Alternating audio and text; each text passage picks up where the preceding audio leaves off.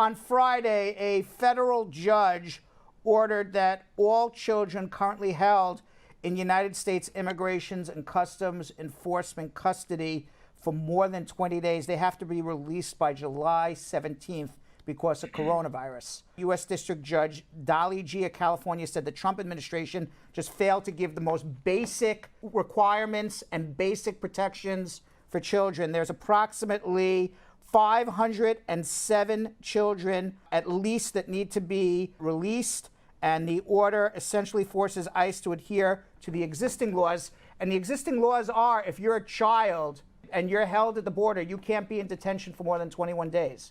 And that's been the law since the 1990s. But I don't understand how Donald Trump gets to change laws without Congress having any say in it, which really just drives me crazy, because presidents, I've said this on my show multiple times while we were in the pandemic quarantine, presidents enforce laws. They can make regulations on how a law should be processed. So, for example, if I were to go get married and I want to sponsor my wife, the president will make the law, and this is the process in which to sponsor your wife.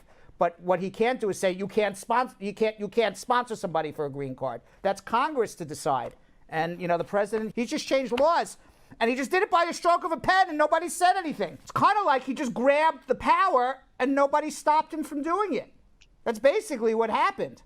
So hopefully there are constitutional lawyers out there that are going to sue him. We'll see what happens. Meanwhile, Trump appears ready to move on from this pandemic. It's been reported that measures meant to protect him from catching the virus have scaled up dramatically. He gets checked multiple times a day wherever he goes, whether it's a bathroom outside of the White House or anywhere else. Wow. They scrub and sanitize every little area that he goes to. And really? They make sure that anyone who comes in contact with him has been tested for coronavirus. Yet he walks around saying there's no problem with coronavirus. We have everything under control. And by the way, if you wear a mask, that's governors and Americans and health officials taking away your rights. So I don't know what you think about all of this, but I think he's just trying to, start, my opinion, and you can tell me what you think, but my opinion is it's just about a culture war, about putting us versus them versus us, whoever us is and whoever them is. I don't know, it depends on what subject it is, but it's always an us versus them with Donald Trump, whether it's, Black Lives Matter, the Me Too movement, masks versus not masks, it goes across everything. I don't know what you think. I mean, I've just been waiting to get back on the show because our good friend, Mr. Pumpkin Face, whatever we want to call him, has really been on a roll this entire pandemic. Yeah. The pumpkin. We just yeah, he's been on a roll this entire pandemic. And it's just like, what are we doing here, sir? Like, what are the rules and regulations? What are the things to follow? Like, what is the new norm? Like, how are we going to make sure that we stay safe, right? He keeps saying that, everything's under control, but there's something about that with numbers proving something else. Like, even in Florida, like, they were the first to open it up. And when I was down there, I was a little like, okay, cases are rising again, because it's like, okay, you give people a little bit of freedom and, like, they just take advantage of it. But I mean, this is really a time for the government to, do what we can, people ourselves, to build more awareness. That's really, if there's anything else, even with the entire, like, Black Lives Matter, like, if there's anything else, we need to speak up on these topics and not just, wait around for whatever Trump decides is the best thing moving forward. And we should be educated, and we should be the ones that are really, amongst one another, like, hey, for the good and the better good of you and I and everything else that's to come of this life, like, we got to take care of ourselves right now, y'all. Well, let me say this, okay? This is what he did this weekend. Let me tell you what he did this weekend while we have race issues going on in America, culture wars going on in America, while we have a pandemic that is killing people at an extraordinarily alarming rate, such an alarming rate that Americans aren't allowed to travel anywhere. There's not a country in the world that wants Americans these days. I mean, there's a few, but for the most part, there aren't many. But let me tell you, while all of this is going on, what he was doing. He played golf this weekend. It was the 271st time he played golf during his presidency. So if you think about it, he played golf 271 times in 3.5 years. That is an average of approximately 2 rounds of golf every week while he's been president. Wow. Okay? Wow. While we have a pandemic going on, he found time to sign an executive order to protect American monuments and tweet about it, telling people they're going to go to prison for a very long time if they take down a monument to a racist. Now, Trump also found time this weekend between his golf games and his executive order to put people in prison for taking down monuments of racists. He found time to retweet a supporter of his shouting, quote, "white power," and this was Sunday morning, and he said, "Thank you to all the great people of the villages. The radical left do-nothing Democrats will fall. Corrupt Joe Biden is shot. See you soon." He's putting tweets up of people yelling, "white power," "corrupt Joe Biden is shot." Okay. Speechless. Like, I mean, what do you say about that? This is the leader of our country. Yeah. I mean, the only thing I can say is that I support all of the demonstrations. But if ever there was a time when we can get more done in a voting booth this November, I don't know when that time is going to be. And by the way, there have been rumblings, and I've thought about this. I even told Julie Bean, I said I had a theory, and this is my Uncle Brad's theory. I have no idea if it's true or not. But I was saying this for the last couple weeks. I was saying to myself, maybe Trump is purposely trying to sabotage the election, that he gets because he doesn't want to be president anymore. Because why would he be doing such horrible things? Only a stupid person would antagonize 90% of the voting public. Or 80% of the voting public. I mean, because he's doing nothing other than towards his far-right base to get people encouraged to go vote for him. We have high unemployment, coronavirus. I don't know what he's doing that gets people to want to follow him or support him. Maybe he's purposely trying to lose. And I was telling Joe, I said, maybe he's purposely trying to lose. He doesn't want to be president anymore. I told even Joe, I said, maybe he won't even run for president. Maybe he'll tell Pence, you go run for president because Lord have mercy. Because the numbers are going to be so low. Because I was thinking, this is my theory. I have no idea if it's true or not. Okay, if he gets voted out of office and the Democrats sweep the Senate and they sweep the House of Representatives and Biden becomes president, you know they're going to go after Trump, and you know he's done some bad stuff. And some dirty stuff. He could end up in jail, or his family could end up in jail, and he can't pardon himself. He can't give himself a pardon. So maybe he gives up the presidency and he lets Pence give him the pardon. And Pence, do you think his ego will let him? Yeah, well, his ego will, I don't know. I think he's going to fake an illness. That's my opinion. I have no idea. Because he had bone spurs. He faked bone spurs to skip out on Vietnam. Brad so he has a history of faking illnesses to do things he doesn't want to do. Brad usually, like, his predictions usually are at least. It was like a wild prediction I'm making like 2 weeks ago. And then just recently, it was reported. It was reported just recently. I've been saying this to Jill quietly for 2 weeks, and I said, I don't know. And then it was just reported recently that some Republican operatives, as of yesterday, are now floating the possibility that Trump will drop out. So maybe he's just saying all this crap to purposely force himself out. And then Pence runs, and whether Pence wins or not, Pence gives him a pardon, he doesn't go to jail.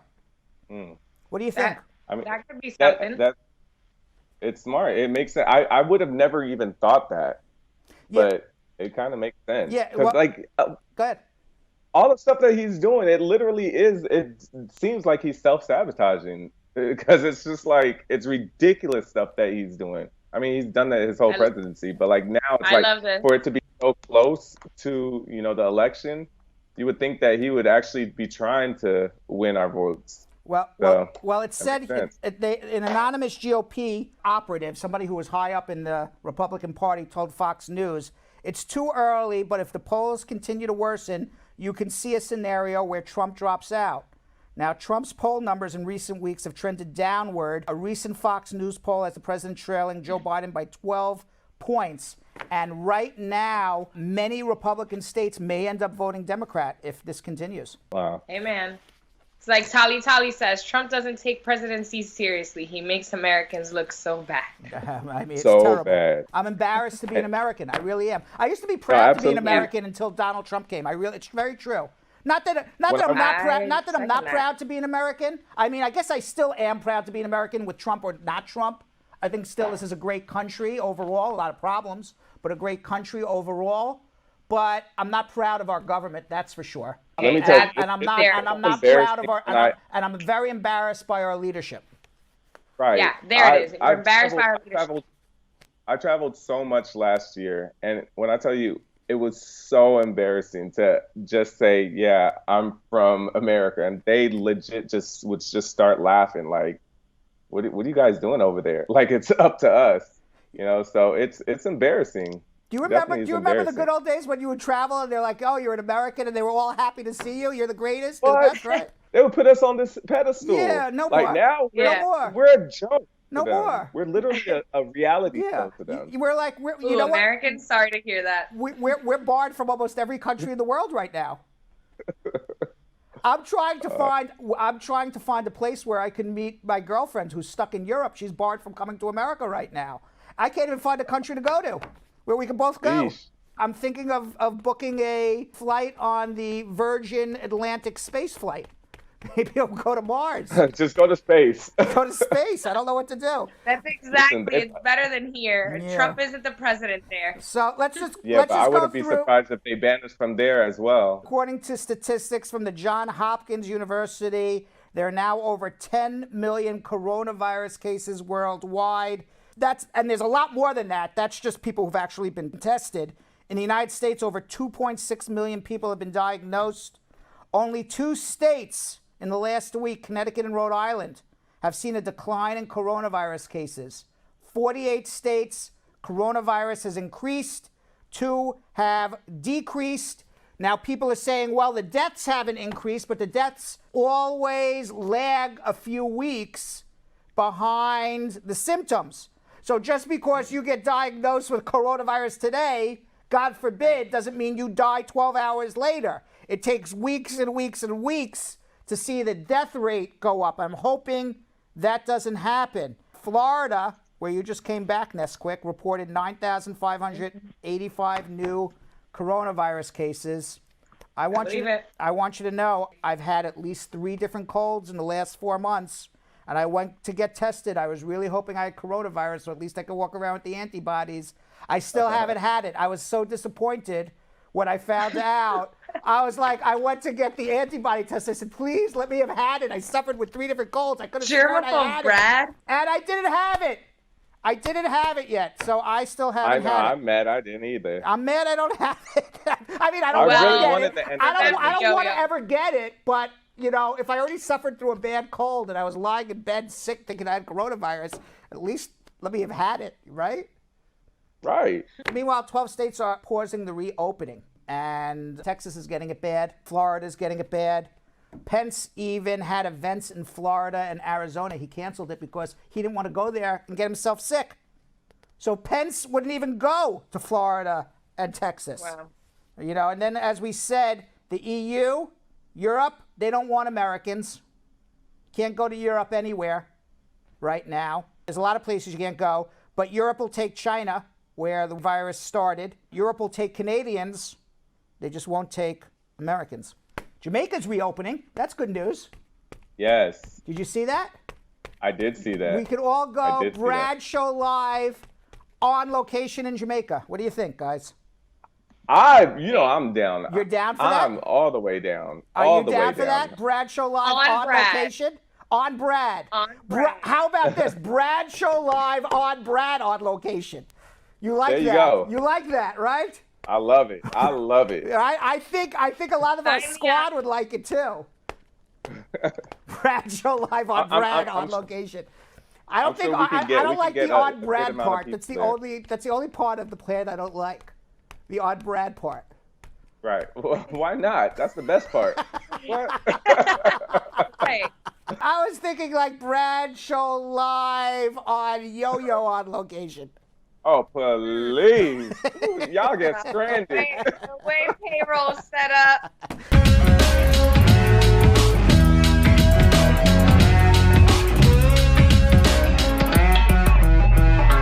Thanks for watching. For more Brad Show Live, like and subscribe to our YouTube channel.